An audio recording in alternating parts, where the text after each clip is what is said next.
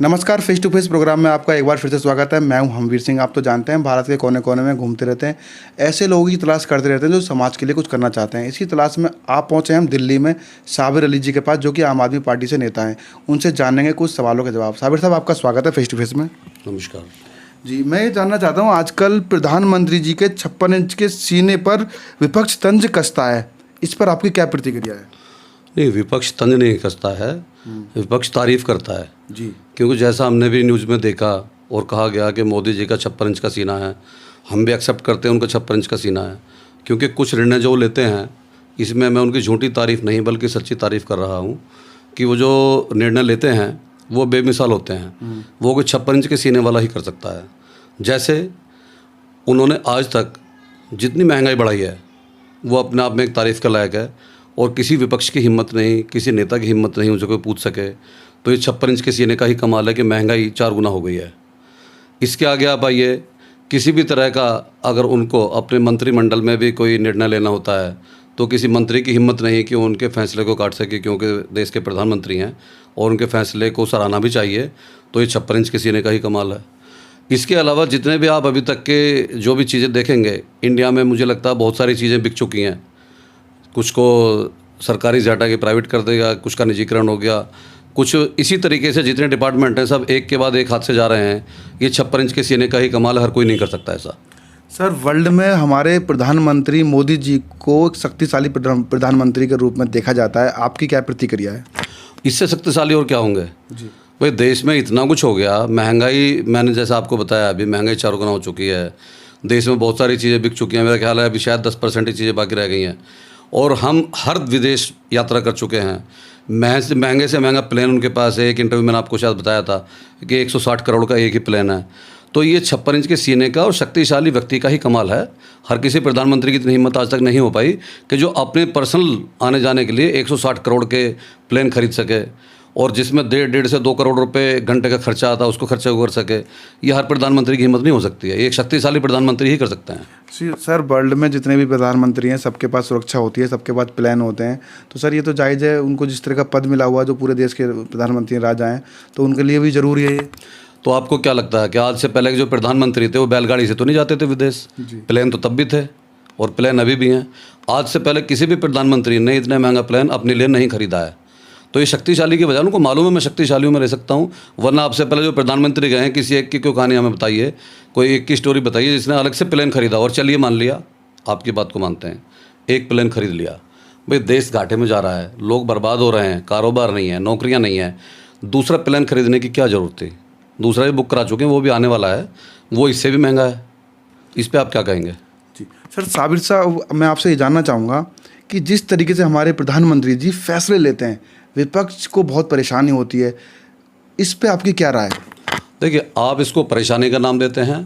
विपक्ष बेचारा मजबूर है। जी। वो जनता के हित में कुछ कर नहीं पा रहे।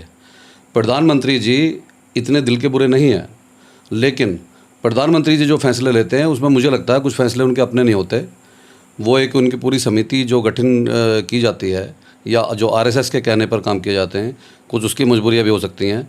तो विपक्ष को मैं तो ये कहूँगा, विपक्ष उतना मजबूत नहीं है जो अपनी बात को मनवा सके। वरना विपक्ष सिर्फ जनता हित में बात करना चाहता है, वो जनता हित में बात करना नहीं चाहते। अब जैसे देश के किसान 6-7 महीने से यहाँ पड़े हुए हैं। देखिए, जो भी कानून बनता है या जो फैसिलिटी हम लोगों को दी जाती है, अगर जनता उससे खुश नहीं है तो उसको चेंज करना प्रधानमंत्री के लिए कोई बड़ी बात नहीं है, और वो चेंज कर भी देना चाहिए। भाई, आप मुझे बताइए, मुझे जो चीज़ खानी है अपनी मर्जी से, तो आपको उसमें क्या एतराज़ है? मैं कुछ भी खा सकता। साबिर साहब, हमारे देश में जो किसान धरना प्रदर्शन कर रहे हैं, आंदोलन कर रहे हैं, सिवाय उत्तर प्रदेश और हरियाणा के किसान ही धरना प्रदर्शन पर बैठे हैं, आप देख ही रहे हैं। देश में और भी राज्य हैं, लेकिन वहाँ कहीं पर भी इस आंदोलन को लेकर के धरना प्रदर्शन नहीं हो रहा है। इस पे आप क्या कहना चाहेंगे? ये मैं बताता हूँ आपको। जो बीजेपी भक्त हैं ये उनका कहना है, लेकिन मैं ये कहता हूँ चलिए कि 100 किसान में से 40 किसान गलत हैं, 60 किसान सही हैं। आप उन 60 की बात को मान लीजिए। भाई, कुछ तो कीजिए उसमें, कम से कम उनकी परेशानी पूछिए। 7 महीने जिन लोगों को अपने बच्चे छोड़ के वहाँ रोड पे पड़े हुए होंगे, उनसे दिल से आप पूछिए कैसे वो खाते हैं, कैसे पीते हैं, कैसे घर की उनको याद आती है। उनको बीमारी भी होती होगी, लोग एक्सपायर भी होते हैं, उसको कोई नहीं पूछता। तो मुझे ये बताइए कि अपनी जिद के लिए कोई कानून बनाना क्या किसी प्रधानमंत्री या किसी भी सरकार के लिए चाहे कोई भी सरकार हो, क्या उसके मुझे नहीं लगता कि उसके फ़ायदे की वो का सौदा है। आने वाले टाइम में जब जनता इसको दिखाएगी तो किस रूप में दिखाएगी वो आप देख लेंगे। प्रधानमंत्री जी हों चाहे कोई भी देश का मिनिस्टर हो, उसको जनता हित में फैसला करना चाहिए। अगर कोई गलती हो गई है तो उसमें सुधार करने में उनकी बेइज्जती नहीं है। वो समझते हैं कि हमने जो सुधार कर लिया है, जो कानून बना दिया, अब यदि हम इसमें सुधार करते हैं तो हमारी बेइज्जती होगी या हम लोग हमें जो है कमज़ोर समझेंगे।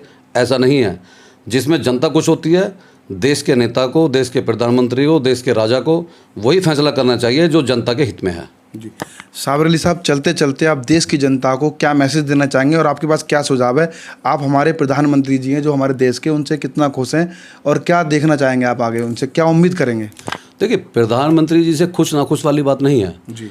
हम उनसे खुश भी हैं और नाखुश भी हैं, दोनों बातें हैं। क्योंकि अगर जनता को शिकायत होगी तो वो कहाँ जाएंगे? भाई बच्चों को शिकायत होती है अपने पेरेंट्स से करते हैं, वो जी जी घर में करते हैं। वो हमारे देश के प्रधानमंत्री जी हैं तो हम अपनी शिकायत लेकर कहाँ जाएंगे? उन्हीं के पास जाएंगे। अब हक ये बनता है कि अगर उनके सामने कोई बच्चा रो रहा है, उनकी जो जनता है वो परेशान है, अगर वो आकर नहीं पूछ सकते तो कम से कम अपने किसी प्रतिनिधि को भेजें, उनकी बात को सुने, उसका हल निकालें। तो किसान भी अपने घर पर जहाँ, अब एक तो खेती में वैसे ही कोई पैदावार नहीं होती है, जो होती है वो बेचारे 6 महीने उसका इंतज़ार करते हैं, भाई जब होगी तब उसके बाद इसको बेचेंगे, तब अपना कोई काम चलाएंगे। उनको 6-7 महीने वहाँ हो गए तो कैसे वो खेती करें, कैसे अपने घर का काम चलाएं? भाई अगर उस कानून से उनको आपत्ति है तो उनके साथ बैठ के उसमें मशवरा करें, उसमें जो सुधार हो सकता है सुधार करें। यही मैं समझता हूँ कि देश के प्रधानमंत्री को करना चाहिए और अच्छे प्रधानमंत्री की पहचान भी यही है, जिसमें जनता खुश होगी, वहाँ के प्रधानमंत्री भी खुश होंगे, वहाँ का राज्य खुश होगा। जी, हमसे बात करने के लिए बहुत बहुत धन्यवाद। नमस्कार।